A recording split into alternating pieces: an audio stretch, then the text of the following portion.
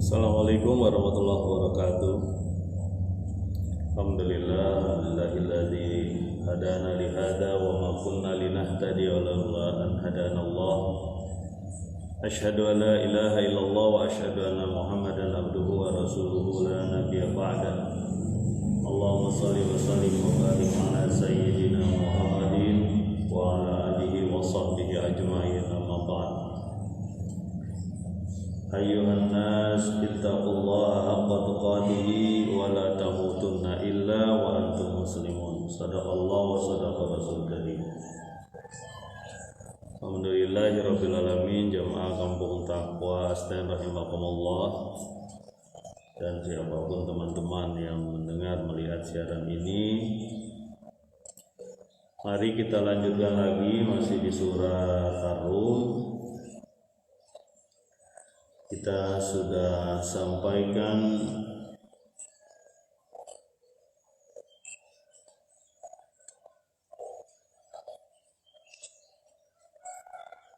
pernyataan dari Allah Subhanahu wa taala bahwa bagi Allah lah segala puji, baik di langit atau di bumi, baik waktu pagi, siang, malam, zuhur, pagi, siang, pada waktu zuhur, pada waktu sore, dan pada waktu malam. Sehingga pujian ini mencakup seluruh ruang dan waktu, langit dan bumi, dan waktu manapun.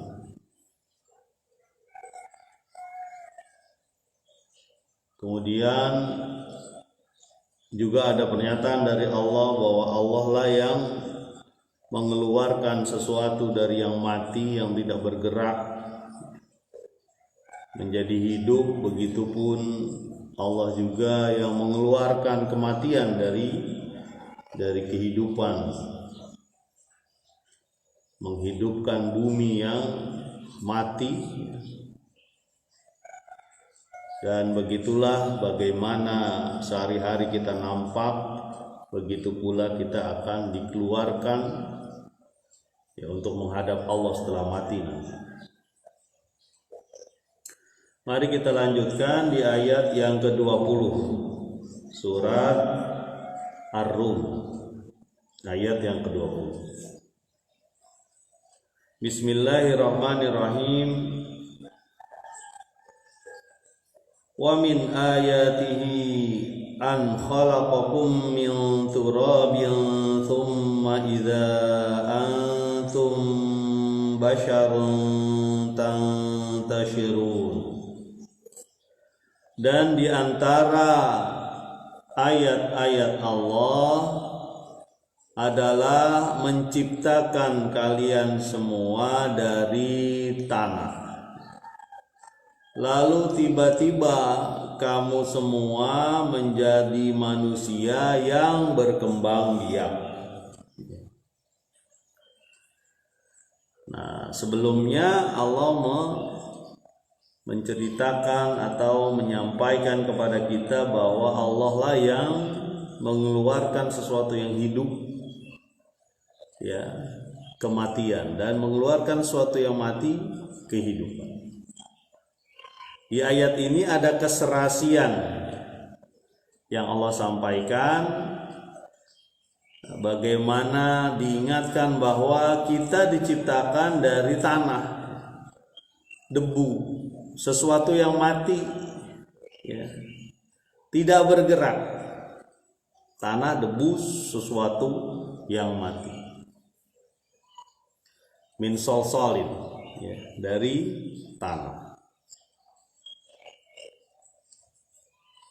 Dari mana penciptaan kita dari tanah?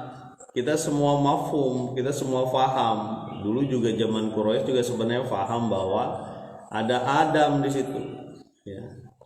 Dan cerita tentang Adam juga disampaikan hingga Nabi Ibrahim. Mereka kan mengaku sebagai penerus Ibrahim, bahwa manusia diciptakan dari tanah, ya. Sementara manusia selanjutnya dari saripati tanah, artinya dari unsur-unsur tanah. Ya. Manusia ini semuanya unsur tanah, unsur yang ada di tanah. Ya. Dari pupuknya, dari airnya, ya, termasuk dari zat-zat hara tanaman, disedot oleh tanaman, dimakan oleh hewan, dimakan oleh kita. Jadi intinya kita dari tanah, dari sesuatu yang tidak bergerak, dari sesuatu yang tidak bergerak. Dan ini selaras dengan, begitulah cara Allah dalam menyampaikan Al-Quran. Dia selaras betul dengan ayat per ayat. Ayat sebelumnya menceritakan bagaimana kematian bisa menghasilkan kehidupan, begitupun kehidupan bisa menghasilkan kematian. Ya. Selamat datang Pak Ismet Bekasi. Ya. Mudah-mudahan tetap semangat mengawal Al-Muqarrabin, ya, menuju jannah insyaallah. Begitupun kematian menjadi hidup, kehidupan menjadi mati. Itulah yang terjadi pada manusia. Ya. Jadi sebenarnya mudah memahami bagaimana kita akan dibangkitkan lagi. Kita lihat aja kondisi sekarang, gitu ya. Kemarin kita sudah sampaikan bagaimana tahu-tahu ada sesuatu dari barang mati. Ya. Jadi mudah saja Allah bangkitkan. Dari turab, dari tanah. Tsumma idza antum basyarun, lalu tiba-tiba kamu menjadi manusia. Kamu jadi sesuatu yang berbeda sama sekali. Di surat Al-Mu'minin disebutin, ya.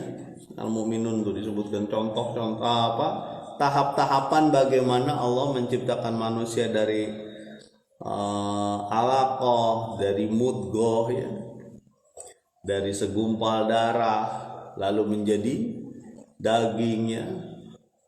Pertama nutfah dulu, ya, terus alaqah, kemudian mudghah, izoma, lahma, kemudian khalaqnakum akhar, diciptakan jadi yang berbeda dari awalnya, ya, sangat berbeda dari awalnya. Jadi manusia, ya, dari sesuatu yang mati sebenarnya, ya. Dan bergerak nih, manusia ini kan bergerak jadinya nih, ya. Ciri-ciri kehidupan atau tanda-tanda dia hidup itu bergerak, ya. Pak, kalau tanaman itu bergerak apa? Berarti dia nggak hidup dong, kan dia terus-terusan itu tetap bergerak karena dia mencari air, pakai akarnya bergerak kemana-mana. Begitupun bunga yang mekar, kuncup lagi, ada gerakan situ. Ya. Kalau kita taruh di tempat yang agak gelap, ada sinar, dia akan mencari ke ujung sinar itu. Ya. Namanya fototropisme. Yaitu gerak karena pengaruh cahaya. Jadi tanaman pun bergerak. Ciri makhluk hidup itu salah satunya bergerak. Ya. Selain membutuhkan oksigen dan sebagainya. Nah, manusia ini bergerak, tadinya kan dia tanah, ibaratnya begitu, ya. Memang itulah yang diciptakan Allah.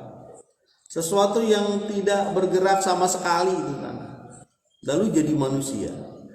Dan tiba-tiba dia jadi manusia, lalu ada kata-kata di sini, tantashirun, lalu engkau berkembang biak. Kalian berkembang biak kemana-mana, ya. Ada yang rumahnya di atas pohon, ada yang rumahnya di tanah, ada yang di dalam tanah, ada di atas laut, ya. Ada yang di pinggir-pinggir pegunungan, ya. Ada yang di bawah kolong jembatan juga sama, ya. Tetap aja rumah, ya. Bergerak kemana-mana manusia ini. Mestinya kita berpikir bahwa ini adalah kekuasaan Allah, ya. Allah telah melebarkan bumi ini, telah menghamparkan bumi dan mempersiapkan sarana untuk terjadinya perkembangbiakan manusia. Ya, sarananya cukup, gitu. Kita mungkin di dunia ini udah ada miliaran orang, yang meninggal juga miliaran orang juga. Jadi manusia ini tantashirun, dia berkembang biak, dia bergerak kemana-mana, ya, mencari kehidupan kemana-mana. Ada yang mencari kehidupan di dalam bumi, apa itu? Nyari emas tuh di sana di Pongkor, ya. Horor tuh saya dengerin kalau orang nyari emas tuh, diledakkan di dalam, ada yang meninggal juga di dalam. Wah, horor bener, ngeri itu, ya. Katanya sih cepet dapat duit, tapi cepet juga keluar uangnya. Ada yang mencari di mungkin tebing-tebing pantai, nyari walet tuh ya, nyari ke tebing-tebing pantai, nyari goa-goa, pakai bambu-bambu mengerikan juga itu kalau jatuh, ya. Jadi banyak manusia bertebaran mencari kehidupan, ya. Ada yang kehidupannya mencari ini tiram mutiara, nyelam ke bawah, ya. Ataupun mencari kerang, mencari dan sebagainya itu. Sampai ada satu suku ya yang mungkin paru-parunya besar kali ya, jadi menyelam lebih lama, atau dilatih dari kecil, ya. Ada yang pekerjaannya berburu aja, mencari hewan-hewan di hutan, ya, atau ikan di hutan. Ada yang kerjaannya menempa besi, ya, panas-panas. Kemana-mana manusia, ya. Tadinya dari tanah, ya. Ini diingatkan bahwa ini adalah kita akan kembali lagi kepada Allah Subhanahu wa Ta'ala. Nah, selanjutnya di ayat ke-21. Ayat ke-21 itu ayat terkenal karena sering disebutin, ya. Ayat tentang mawadah warohmah, sakinah mawadah warohmah, ya. Ini sering diingatkan nih sama para ustadz, para ulama, yang mudah-mudahan kita bisa mengambil manfaat dari ayat ini. Ayat ke-21 surat Ar-Rum. Wa min ayatihi an khalaqalakum min anfusikum azwaja litaskunu ilaiha wa ja'ala bainakum mawaddatan wa rahmah inna fi dzalika laayatil liqaumin yatafakkarun. Dan di antara tanda-tanda kekuasaan Allah, ayat-ayat Allah adalah Allah telah menciptakan kalian semua dari jenismu sendiri, pasangan, istri-istri kamu, istri atau suami, supaya engkau merasa tenang di dalamnya bersamanya, dan menjadikannya di antara kamu rasa cinta, mawaddah, warahmah, dan kasih sayang. Sesungguhnya dalam hal itu ada tanda-tanda kekuasaan Allah bagi orang-orang yang berfikir. Nah, ini ayat ini diapit oleh ayat-ayat kekuasaan Allah yang lain. Jadi dalam satu proses, dalam satu sistem, ada misi Allah Subhanahu wa Ta'ala mengingatkan manusia di situ supaya dekat dengan Allah, ya. Kalau tadi cerita tentang sebelumnya, cerita tentang bagaimana Allah menciptakan manusia dari tanah, ya. Sekarang berubah arah pembicaraannya kepada bagaimana suasana setelah diciptakan. Ada proses di situ. Proses apa? Proses rumah tangga, proses penyatuan dua makhluk, ya. Dan proses ini bagian dari cara aturan Allah. Kita mestinya memahami proses ini sebagai duplikasi ataupun contoh bahwa kita akan bisa hidup kekal abadi. Dicontohin dengan suasana kita sekarang. Dan di antara kekuasaan Allah ya adalah diciptakannya bagimu ya, dari jenismu sendiri. Disebutkan min anfusikum. Ya. Tidak pernah terjadi manusia bisa normal ketika menikah dengan hewannya. Itu manusia tak normal. Ya. Walaupun hewan itu dibuat mirip kayak manusia gitu ya. Ini mestinya kita pahami. Kalaupun ada penyimpangan perilaku ya itu nggak normal gitu. Tapi kita ya menikah dengan sejenis kita, yaitu manusia. Bisa gak Pak menikah dengan jin? Ada juga yang bilang begitu ya. Tapi apa fungsinya? Ya. Dia sesuatu yang berbeda dengan kita. Menikah dengan jin gitu ya. Ada gak tuh? Saya belum pernah dengar langsung sih ya, tapi pernah ada yang menyatakan begitu juga ya. Salah satu peruqyah itu menyatakan memang ada jin yang suka dengan manusia juga. Ya. Tenar banget berarti manusia ya kalau disukai jin.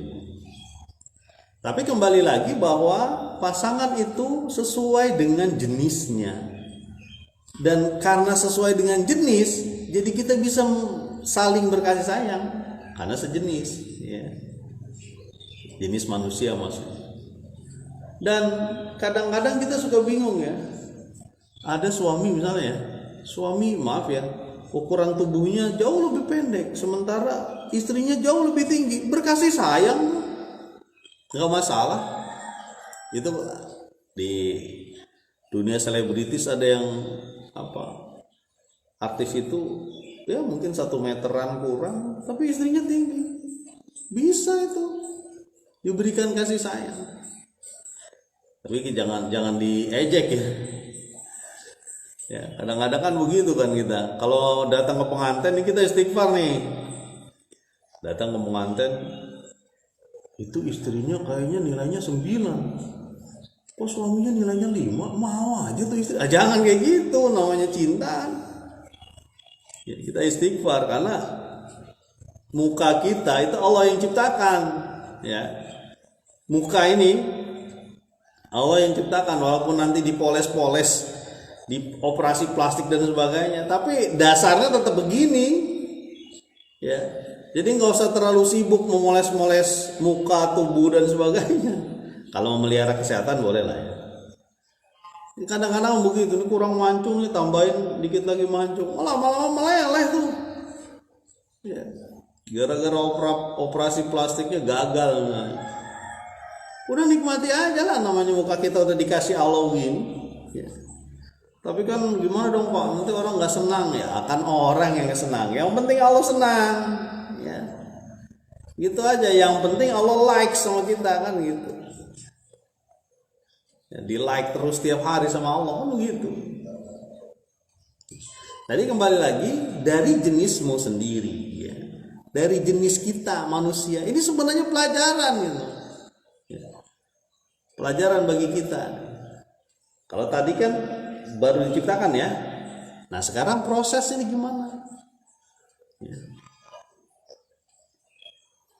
Litaskunu ilaiha, supaya kamu tenang dengannya. Dengan pasangan kita tenang, dari sakana tenang, ya. Begitupun bisa diartikan sakinah ini asal katanya sama itu dengan rumah, ya, tempat tinggal, ya. Bisa berarti ini kalau kita tempat tinggal kan suasananya jadi nyaman. Tujuannya itu gitu, supaya ada kenyamanan hidup kita dengan istri kita. Ya. Ada alatnya, nanti ada alatnya kita sampaikan nih. Wa ja'ala bainakum mawaddata wa rahmah, dan dijadikan diantara kamu semuanya rasa cinta dan kasih sayang. Ada yang menyatakan mawaddah itu adalah kasih, rahmah adalah sayang. Ada yang menyatakan mawaddah adalah cinta yang lebih dari mahabbah. Ya, mahabbah juga cinta ya. Jauh lebih kuat dari mahabbah. Ya, namanya mawaddah. Warahmah dan kasih sayang. Itu alatnya tuh. Rasa cinta mawaddah itu ingin selalu bertemu, ingin selalu bersama. Ya. Rasa itu diciptakan Allah sebagai fitrah manusia. Ingin selalu bersama. Kalau ada suami yang atau istri yang pengennya suaminya jauh-jauh aja dari dia, berbahaya nih. Jangan-jangan tujuan sakinahnya hilang. Nggak ada ketenangan di situ. Makanya saya sering sampaikan itu sama teman-teman. Menikah itu dua hal. Pertama kuantitas, kedua kualitas. Pertama masalah jumlah, kedua masalah mutu dalam pertemuan. Ini harus diingat, ya. Ketika menikah itu harus diingat dua hal ini. Pertama jumlah ketemu, yang kedua mutunya ketika ketemu. Jangan sampai jumlahnya sedikit. Kalau jumlahnya sedikit, bagaimana dia bisa menunjukkan rasa kasih dan sayang dia? Ya. Oh gampang Pak, walaupun saya sebulan sekali, saya kan hebat lah, bermutu lah kira-kira ketika bertemu dengan istri. Nggak bisa, harus ada tambahan. Tambahannya apa? Jumlah. Makanya sering saya sampaikan, berdoa sama Allah teman-teman supaya kita kalau bekerja pun dekat sama keluarga, dekat sama istri, dekat tempat kita sakinah, tempat kita merasa tentram, tempat tinggal kita di sana. Ya, tapi kan susah Pak, sekarang kerjaan lagi susah. Saya dapatnya ada di kota. Ya minta sama Allah supaya dekat. Kenapa? Kalau sudah dekat itu dua, udah double itu sakinah. Kualitas dan kuantitas. Kalau sudah double udah jadi keluarga yang maju, itu bahagia. Insya Allah. Ya, rasa kasih sayang bisa tumbuh kalau selalu ketemu. Ya. Apa bahasa Jawanya tuh? Tresno. Rasa cinta itu muncul ketika sering ketemu. Ya. Kalau kurang ketemu, kurang rasa cinta itu. Dan nggak bisa dipungkiri ya, kalau orang jauh dari keluarga, ya itu biasanya ada sesuatu yang kurang enak, kurang nyaman, pasti itu. Entah masalah intelektual, masalah emosional, ya pemikiran ataupun emosional ataupun fisik, pasti ada masalah. Ya, karena yang namanya sakinah itu memenuhi tiga hal tadi. Pemikiran, ya. Yang kedua adalah emosional, psikologi. Yang ketiga adalah fisik, biologis. Ya. Ini harus terpenuhi dengan dua hal tadi, kualitas dan kuantitas ketemu. Ya. Makanya saya sering sampaikan sama teman-teman tuh, mudah-mudahan minta sama Allah supaya dapat kerja yang dekat, ya, sehingga bisa pulang, bisa ketemu dengan anak, bisa ketemu dengan istri. Kita punya uang banyak tapi susah ketemu anak dan istri. Bagaimana kita memberikan kasih sayang? Bagaimana kita tahu anak kita mencintai kita? Ketemu juga susah. Ya. Makanya ini pengalaman saya juga ya. Pengalaman pribadi dulu. Waktu bujang nih, cerita waktu bujang. Tapi nggak apa-apa lah cerita sedikit. Saya bekerja di salah satu perusahaan di daerah Bekasi ya. Nah perusahaan ini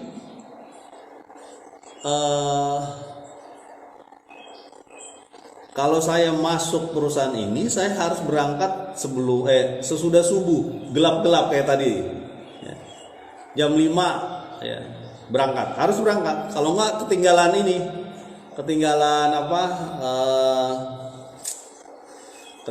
bis, karena ada bis jemputan di titiknya itu, kita naik angkot dulu, dari situ dijemput sama bis.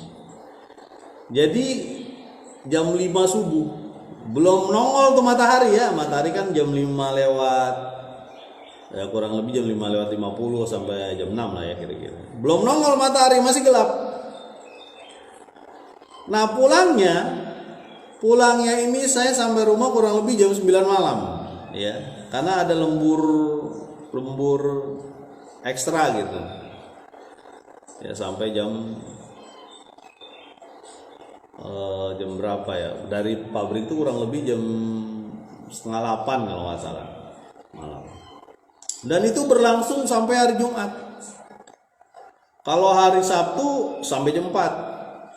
Nah, hari Minggu libur. Nah, apa yang saya lakukan ketika hari Minggu ngapain coba? Banyaknya tidur, istirahat. Ya. Saya waktu itu bujangan, saya cuma pikir begini, kalau saya lanjutkan pekerjaan saya ini, ya, gajinya sih bagus, lumayan lah, gede lah untuk ukuran kayak gitu. Mungkin 1,5 kali UMR ya, atau mungkin 2 kali UMR, saya lupa. Lumayan besar pada saat itu. Pada waktu itu saya cuma berpikir nih, kalau saya punya anak nanti, sementara kerjaan saya begini, bagaimana saya bisa melihat anak saya pergi gelap pulang gelap? Bagaimana saya bisa bercanda dengan anak saya? Bagaimana saya bisa meluapkan kasih sayang pada anak saya dan istri saya? Akhirnya saya memilih untuk mundur waktu itu. Walaupun gajinya mantap itu, tapi ya memang sih saya syukuri keputusan itu ya. Itu kembali lagi ya, kita nggak bisa lepas dari dua hal ini, kuantitas dengan kualitas. Jadi kalau ada yang bilang nggak apa-apa saya pulang sebulan sekali lah, tapi kan saya berkualitas hubungannya dengan anak dan istri saya. Berkualitas sebulan sekali 1 hari, gimana coba kualitasnya coba? Ya. Mau ngobrol aja udah sebentar doang, lagi pula yang diobrolin jadi sedikit karena jarang ketemu kan? Iya kan? Jadi ini kita diingatkan lagi bahwa manusia itu berpasang-pasangan, ya. Nggak cuma manusia, sebenarnya hewan-hewan juga berpasang-pasangan. Ya. Itu satu proses. Ya. Dan di situ ada misi. Misinya apa? Misi mendekatkan diri kita kepada Allah. Ya. Dari proses ini lahir anak. Anak tuh dari nggak jelas, nggak kelihatan, nggak ada apa-apa. Ketika kita bertemu dengan pasangan, lalu lahir anak itu. Ya. Dan itu kita rasakan. Kita mungkin nggak sadar ya sekarang. Tapi kita merasakan bahwa kita berasal dari kasih sayang ibu dan ayah kita. Ya, makanya jangan sampailah ada anak yang mengatakan malas sama ibu bapak. Kan kasih sayang. Ya. Kasih sayang mereka kepada kita. Ya. Kembali lagi ke ayat ini. Jadi ayat ini adalah satu proses. Ya. Awal dari kemarin kita sudah sampaikan bagaimana Allah itu layak dipuji di langit, di bumi, di seluruh ruang dan seluruh waktu, pagi, siang, sore, malam. Karena prosesnya salah satunya kita rasakan sekarang. Ya. Bagi yang jomblo nikmati aja ya. Kalau saya ngomong kayak gini ya rasain aja, udah jadi Jonas gitu kan. Mudah-mudahan dapat rezeki nanti. Wanita atau pria yang soleh misalnya. Ini bukan diskriminasi ya. Kebetulan saya sudah nikah. Kalau saya belum nikah mungkin perkataannya berbeda juga. Agak kejomblo-jomblo gitu. Ya. Nah, di sini juga ada isyarat bahwa pasangan ini adalah sarana kita untuk mendekatkan kepada Allah. Nabi SAW bersabda begini, khairukum, sebaik-baik di antara kamu, khairukum li ahli wa ana khairukum li ahli, kata Nabi. Sebaik-baik kamu, kata Nabi, adalah orang yang paling baik akhlaknya terhadap keluarganya. Dan aku di antara kamu paling baik akhlaknya terhadap keluarga. Itu kata Nabi. Artinya apa? Karena keluarga ini salah satu tujuannya adalah sakinah. Dia harus berbuat baik, harus ditimbulkan mawadah, harus ditimbulkan juga rahmah. Ya. Ini agak panjang sedikit sebenarnya, ini kayak khutbah nikah ini saya bilang. Ya. Paling baik akhlaknya terhadap keluarga. Ya. Janganlah keluarga itu diberi kekerasan, apalagi kekerasan fisik. Ya. ancaman, kekerasan verbal, kekerasan mulut, bahkan kekerasan suasana mungkin ya. Mungkin dia nggak mengancam, mungkin dia nggak dia tidak memukul, tapi dia sering nonton film-film kekerasan. Itu sebenarnya ancaman. Ya. Jadi jangan sampai terjadi di keluarga kita begitu. Khairukum li ahli. Sebaik-baik kamu adalah orang yang sebaik-baik, orang yang terbaik dalam akhlaknya, dalam keluarganya, pada keluarganya. Ya. Akhlaknya macam-macam kan. Akhlak berhubungan dengan istri, akhlak dengan anak, akhlak dengan keluarga, akhlak dengan tetangga, akhlak kepada Allah Subhanahu wa taala, kepada Rasul, kepada Islam, kepada Quran, kepada adab, ya, kepada guru. Ya, itu ada akhlak. Ya. Dan sebaik-baik akhlak. Makanya terus berproses itu ketika kita berpasangan, ini terus berproses. Saya menyebutkan bahwa penyesuaian antara suami dan istri itu berlangsung terus hingga maut memisahkan. Ya. Nanti suatu saat digabungkan lagi di akhirat. Berlangsung terus. Artinya kadang-kadang kita ngelihat misalnya pasangan kita kok sifatnya begini, gimana caranya kita mungkin nurunin sedikit, ya.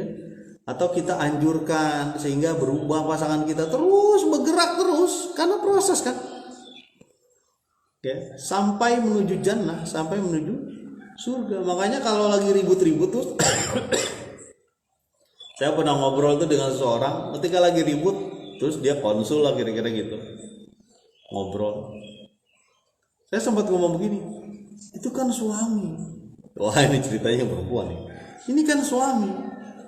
Nah, suami ini yakin gak ibu gitu ya? Yakin gak ibu bahwa dia menjadi suami ibu juga di surga? Yakin apa enggak ya? Gitu ngomongnya. Kadang-kadang kalau kita ribut, kita gak yakin tuh suami kita bakal jadi pasangan kita di surga. Amin. Atau istri kita menjadi pasangan kita di surga. Masa pasangan kita lecehkan? Masa pasangan kita yang menjadi baju kita? Antum libasul lahun. Ya. Yang jadi baju kita ini kita robek-robek ibaratnya. Ya. Jadi nggak ada rasa kasih sayang begitu, rasa cinta yang mendalam nggak ada, mawaddah itu. Ya. Jadi kalau cinta dengan suami atau dengan istri bukan cinta saja, cinta saya sangat mendalam kepada engkau begitu. Ya. Cintanya dalam banget, jelek masuk ke dalam hati. Ya. Pak, saya juga cinta-cintaan dulu Pak, tahu nikah begini. Iya, cinta itu ditumbuhkan. Apa yang diberikan kepada Allah, dari Allah kepada kita, itulah yang Allah kasih. Ya. Jadi kita tumbuhkanlah. Nah, kadang-kadang kalau perlu kita sampaikan ya, kalau perlu kita sampaikan bahwa kita mencintai dia. Ya. Ngomong I love you lah, bogoh kamaneh, ka anjeun ya. Sebutin, nggak apa-apa. Kayak anak muda aja Pak, saya kan sudah 50 tahun. Nggak apa-apa, boleh. Ada usia 70 tahun, saya ngeliat di Facebook apa di mana ya? Ada usia 70 atau 80 tahun ya. Seorang kakek-kakek itu senantiasa membawa istrinya, megang tangan istrinya. Terus-terusan kalau kemana-mana dipegang tangan istrinya. Wah, romantis banget nih kakek. Tapi memang begitulah sebenarnya selayaknya seorang yang menganggap pasangannya adalah pasangan hidup dunia akhirat. Jangan cuma di dunia aja dia pasangan hidup, di akhirat berpisah, naudzubillah. Makanya pasangan hidup itu satu akidah, satu keimanan. Ya. Jangan yang satu ke A, yang satu ke B. Anak-anaknya bingung. Ya. Alhamdulillah tuh di Indonesia tidak boleh nikah. Boleh ya nikah beda agama di catatan sipil, nggak bisa di KUA nggak bisa. Dianggap sesuatu yang melanggar agama itu. Bingung kan kalau KUA yang keterusan agama yang nikahin yang satu berbeda gitu. Misalnya non ya. non Islam lah misalnya gitu, nggak bisa dia catatan sipil. Ya. Kembali lagi ya kita ke ayat ini. Jadi keluarga Islami itu dibangun memang dari awal, bukan dari waktu jadi nikah saja, bukan, dari awal, dari sebelum nikah. Semuanya harus dibangun, fisik, mental, termasuk pemikiran intelektual. Ya. Makanya dipersiapkan anak-anak kita itu. Kalau perlu sebelum balik. Ya. Kalau anak perempuan itu balik kan sekitar 9-10 tahun ya. Itu mestinya dipersiapkan. Disampaikan kewajiban-kewajiban dia kalau sudah balik. Ya. Kemudian syarat-syarat apa, ya, mungkin syarat mandi wajib, kemudian bahwa ada haid di situ yang tidak boleh dilakukan ketika haid gimana. Begitupun kalau laki-laki ada mimpi basah, apa itu mimpi basah. Kemudian apa yang harus dilakukan ketika kita mimpi basah itu disampaikan tuh sama anak-anak kita. Pak saya nggak ngerti Pak, ya carilah orang yang ngerti ya, supaya sebelum balik itu dipersiapkan bahkan dari awal. Ketika balik pun disampaikan hubungan-hubungan itu harus jelas, ada yang muhrim, ada non muhrim, supaya nggak sembarangan kita. Ya, anak-anak kita itu dipegang orang atau megang orang, ini masalahnya. Anak-anak kita itu kan begitu tuh, kadang-kadang dibiarkan, sebagian dari kita ya dibiarkan aja anak. Udah malam main sama yang lain, beda jenis lagi kan, apa namanya non muhrim. Oh boleh tuh, panggil, jangan berangkat. Ya, ini kudu hati-hati kita. Bukan zaman sekarang saja, zaman dulu juga begitu. Karena dorongan untuk bersatu dua fitrah, dua makhluk ini selalu ada dan jangan dibuat menjadi sesuatu yang diharamkan Allah. Makanya dipersiapkan tuh, disampaikan kamu itu yang disebut non murim siapa-siapa saja ya, yang disebut murim siapa-siapa saja ya, jangan sembarangan. Allah itu kan non murim tuh ya, sepupu tuh non murim tuh, sepupu itu non murim berarti dia harusnya pakai jilbab di depan sepupu dia, ditutup auratnya, nggak sembarangan. Ini kan kadang-kadang repot, dia kan saudara saya, nggak bisa, dia itu bisa nikah sama Anda gitu. Kalau sepupu ya beda dengan paman atau bibi. Nah ini harus disampaikan nih, terus disiapkan fisik, kemudian intelektual, pemikiran, dan emosional. Ya. Itu harus disiapkan sebelum menikah. Makanya harus ada taklim, harus ada pendidikan. Ya. Pendidikannya juga apa saya pendidikannya tinggi, tapi dia nggak ngerti masalah apa perbedaan air yang keluar dari, contoh, perbedaan air yang keluar dari kemaluan, ada beberapa jenis. Tahu gak? Nah itu harus sampaikan. Ini udah dewasa, saya belum tahu Pak, apakah saya harus mandi atau harus wudu, saya belum tahu tuh. Nah, itulah pentingnya taklim. Pentingnya kita datang ke pengajian, ke majelis taklim. Ya. Nah dipersiapkan itu, karena ini bagian dari proses. Proses apa? Proses menuju Allah. Ya. Jadi jangan pernah berpikir biarin dah, sabortoing dah anak dan istri saya, yang penting saya soleh. Nggak bisa. Ya. Yang penting saya sholat, anak istri saya nggak sholat, sabortoing lah. Yang penting masing-masing nafsi-nafsi. Anda ini suami, khairukum min ahli, li ahli, terbaik di keluarga. Dan kamu ini, kita ini, apalagi kita ya yang dewasa ini, kan nahkoda ya, kapten kapal itu harus mengetahui segalanya dan harus meyakinkan segalanya berbuat baik untuk kebaikan kapal ini. Jangan pecah di tengah jalan.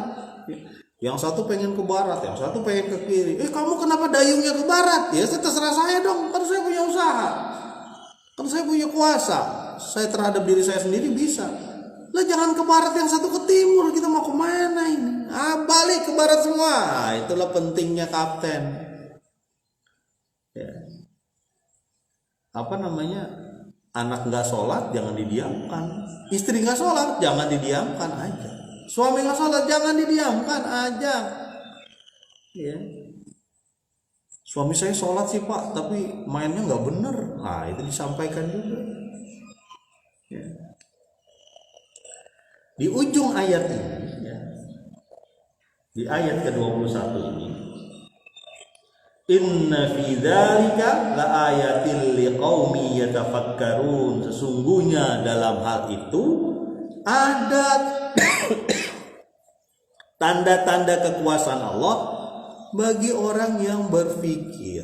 Ya. Jadi hubungan suami istri itu ada tanda kekuasaan Allah, ada kasih sayang di situ. Ya. Ada tanda kekuasaan Allah bagi orang yang berpikir. Kalau orang yang berpikir dia ngerti gitu. Iya ya, Allah menciptakan pasangan kita dan kita merasa tentram, ya, merasa nyaman di situ. Nyaman dari apa? Nyaman dari fisik biologis, jadi tersalurkan. Ya. Kemudian nyaman dari sisi emosional, mental. Kalau ada kesulitan, ada istri kita, ada suami kita, dipeluknya kita. Ini bang, ini ujian buat kita bang. Ayo kita tetap bergerak maju. Wah, nyaman itu. Walaupun dia tidak memberikan nafkah batin pada saat itu misalnya ya, kalau lagi ada kesulitan, tapi dengan dipeluk, dengan menyampaikan ini ujian buat kita bang. Wah itu, abangnya langsung semangat. Begitupun ketika istri sedang dapat ujian. Ya. Dari sisi pemikiran juga ada kenyamanan. Kenapa? Karena ini sumber diskusi utama, sumber kita ngobrol utama dengan pasangan kita. Ya. Kadang-kala kita terlalu tinggi dalam merencanakan sesuatu, ditahan sama istri kita, jangan terlalu tinggi, kita nggak ada duitnya misalnya. Ya. Atau kita terlalu lemah, terlalu lembek. Ayo bang, kita semangat bang. Anak-anak kita mau sekolah, mau ini, mau macam-macam kita. Mudah-mudahan ada rezeki yang halal. Semangat bang. Nanti pulang ada pijitin misalnya. Ini kultum apa curcol ini? Ya sama aja lah gitu ya. Rata-rata kan manusia begitu. Ya. Kalau dapat rezeki yang besar banyak, kita bisa sedekah bang. Semangat tuh. Nah, kalau kita berpikir ini adalah bagian dari proses yang Allah ciptakan sehingga bumi berjalan dengan nyaman. Ya. Kehidupan bisa berlangsung. Tugas kita sebagai khalifah, sebagai pengatur bumi bisa berlangsung. Ya. Karena ada rasa ketenangan di situ. Makanya ada pepatah kalau nggak salah. Di balik orang yang besar ada wanita yang besar. Artinya apa? Di balik orang yang hebat ada wanita yang mendukung dia, baik ibunya atau istri. Makanya bisa disebut tiang negara. Ya. Kalau rusak wanitanya bisa rusak ini negara ini. Jadi pasangan hidup kita saling membutuhkan. Ya. Bagaimana Nabi melakukan akhlak yang baik kepada istrinya? Luar biasa. Kita jadi pengen banget ketemu dengan beliau. Ketika dia pulang malam waktu itu Nabi. Ya, Aisyah di dalam waktu itu. Nabi itu mungkin ingat bahwa Aisyah itu tidur gitu. Akhirnya Nabi tertidur di depan. Ketika pagi, Aisyah juga ternyata tertidur di dekat pintu menunggu Nabi. Dulu kan belum ada WA. Ya. Betapa memuliakan, ya, pasangannya Nabi, membantu kehidupan, ya. Membantu menggerus gandum, ya Nabi. Makanya kalau dalam riwayat itu disebutkan ketika sholat Nabi ke masjid, ketika dia selesai, dia membantu kegiatan rumah tangganya. Ya. Makanya istri membantu suami itu bukan hina, tapi mulia. Sekali lagi ya, ini ibu-ibu senang kalau dibilang kayak gini. Istri suami yang membantu istri itu bukan hina, tapi mulia, dan itu dilihat oleh anak-anaknya. Ya, cuci piring, mungkin baju, bersih-bersihin sana sini. Ya, kalau perlu masak, multi talenta lah ya. Kan pernah saya sampaikan bahwa antara suami dan istri itu semuanya dikerjakan bareng kecuali menyusui. Ya, melahirkan, menyusui itu satu paket. Sisanya bareng. Jangan, maaf ya, ini kerjaan cewek, ini kerjaan cowok. Ya. Bedanya kerjaan cewek cuma satu, itu sepaket tuh, melahirkan, menyusui. Sisanya bareng-bareng. Ya. Tapi kan saya kerja Pak, kalau begini-begini nanti siapa yang ini? Oh boleh, kerja silakan, nggak apa-apa. Ketika pulang, bolehlah ikut bantu keluarga. Ya, ikut bantu bersama-sama. Mungkin pekerjaan-pekerjaannya itu Nabi melakukan itu. Ya. Nabi melakukan hal demikian sehingga saling kerjasama, ya itulah fungsinya. Ada cinta di situ, mawaddah di situ. Dia tidak tega melihat istrinya lelah, capek, kerja 24 jam. Istri itu kan kerja 24 jam. Kita tidur, anak merengek, dia yang bangun. Kita kalau disentuh-sentuh dulu nih baru. Ya. Jadi mulia itu. Tapi bukan berarti yang laki-laki tidak mulia. Mulia juga mencari rizki atau apa. Itu pun mulia. Saling mendukung. Kita anggap bahwa, kita ingat bahwa istri kita, pasangan kita ini prosesnya Allah Subhanahu wa taala, dan kita akan bertemu di jannah. Yakin begitu. Ya. Jangan sampai, tapi harus dipersiapkan ya. Pengen bertemu di jannah di surga, tapi kita nggak mempersiapkan. Harus kita siapkan semuanya. Mudah-mudahan seperti itu dulu, bermanfaat. Subhanakallahumma wa bihamdika asyhadu an la ilaha illa anta astaghfiruka wa atubu ilaik. Assalamualaikum warahmatullahi wabarakatuh.